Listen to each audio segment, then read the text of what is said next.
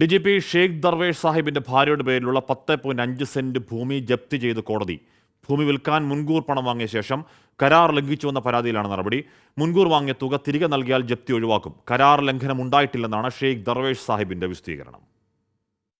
2023 June 22-നാണ് Thiruvananthapuram Vazhuthacaud സ്വദേശിയായ ഉമ്മർ ഷെരീഫ് DGPയുടെ ഭാര്യ ഫരീദ ഫാത്തിമയുടെ പേരിലുള്ള സ്ഥലം വാങ്ങാൻ കരാറുണ്ടാക്കിയത്.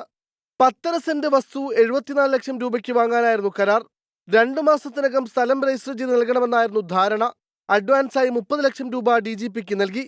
25 ലക്ഷം രൂപ ബാങ്ക് മുഖേനയും 5 ലക്ഷം രൂപ പണമായും DGPയുടെ ഓഫീസിലെത്തിച്ചു. എന്നാൽ കൂടുതൽ തുക DGP ആവശ്യപ്പെട്ടതോടെ പരാതിക്കാരൻ ഭൂമിയുടെ ആധാരം കാണണമെന്ന് ആവശ്യപ്പെട്ടു. തുടർന്ന് ഉമ്മർ ഷെരീഫ് നടത്തിയ അന്വേഷണത്തിലാണ് SBI ബാങ്കിൽ 26 ലക്ഷം രൂപയുടെ ബാധ്യത ഈ സ്ഥലത്തിനുണ്ടെന്ന് കണ്ടെത്തിയത്.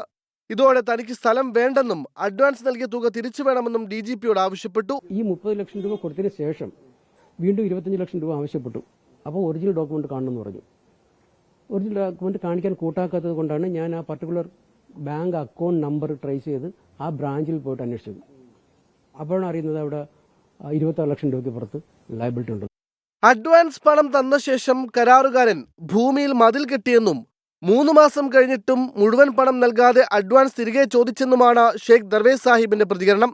ഭൂമി വിറ്റിട്ട് പണം നൽകാമെന്ന് അറിയിച്ചുവെന്നും DGP ഇറക്കിയ വിശദീകരണക്കുറിപ്പിൽ പറയുന്നു. എന്നാൽ ഇത് പരാതിക്കാരൻ നിഷേധിച്ചു. ഭൂമിക്ക് ബാധ്യതയില്ലെന്നാണ് കരാറിൽ പറഞ്ഞിരുന്നത്. സ്ഥലത്ത് മതിൽ കെട്ടിയത് DGP അറിയിച്ച ശേഷമാണെന്നും ഉമ്മർ ഷെരീഫ് പറഞ്ഞു. മെയ് 28-നാണ് ഉമ്മർ ഷെരീഫിന്റെ പരാതിയിൽ തിരുവനന്തപുരം അഡീഷണൽ സബ് കോടതി ജപ്തി ഉത്തരവ് ഇറക്കിയത്.